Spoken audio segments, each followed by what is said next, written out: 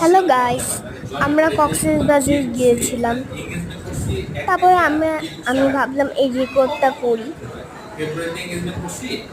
আমরা কক্সবাজারে অনেক মজা করেছি সবাই মিলে, অনেকজন গেছিলাম।